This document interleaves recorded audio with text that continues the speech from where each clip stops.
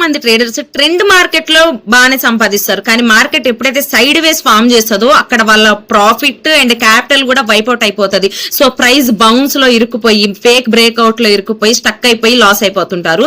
So మన Indian market లో almost 1 week లో 3 డేస్ మాత్రం సైడ్ వేస్ మార్కెటే ఉంటుంది. సో మనం స్టక్ అవ్వకుండా మన ప్రాఫిట్ ని మనం సేవ్ చేసుకోవాలి అంటే మనం సైడ్ వేస్ మార్కెట్ ని ఫైండ్ అవుట్ చేయాలన్నమాట. సో ఇప్పుడు ఆ సైడ్ వేస్ మార్కెట్ ని ఎలా ఫైండ్ అవుట్ చేయాలి అనేది నేను కొన్ని కీ పాయింట్స్ చెప్తాను, నోట్ చేసుకోండి.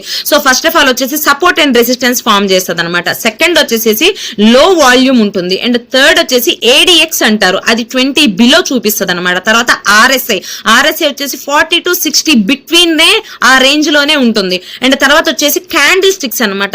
మూమెంటం ప్రైస్ మూమెంటం అనేది చాలా స్లో ఉంటుంది. అండ్ క్యాండిల్స్ కూడా చాలా చిన్న బాడీని ఫామ్ చేస్తూ ఉంటాయి. అండ్ తర్వాత ఈఎంఎస్ అంటారు 20, 50, 100, 200 ఇవన్నీ స్లాంటింగ్ కాకుండా హారిజాంటల్ గా వచ్చేస్తాయి అనమాట. సో ఈ 6, 7 ఇట్లా ఉంటాయి. వీటిని బేస్ చేసుకొని ఈ రోజు మార్కెట్ సైడ్ వేస్ ఉంది. సో మనం ఓన్లీ ఫర్ క్విక్ స్కాల్పింగ్ మాత్రమే చేసుకోవాలి, కానీ ట్రెండ్ మార్కెట్ ఎక్స్పెక్ట్ చేయకూడదు అనమాట. సో వీటిని మీరు జాగ్రత్తగా మీ చార్ట్ లో ఫైండ్ అవుట్ చేసుకొని నోట్ చేసుకొని మీరు ఫేక్ బ్రేక్అవుట్స్ నుంచి అండ్ సైడ్ వేస్ మార్కెట్ నుంచి ఎస్కేప్ అవ్వచ్చు.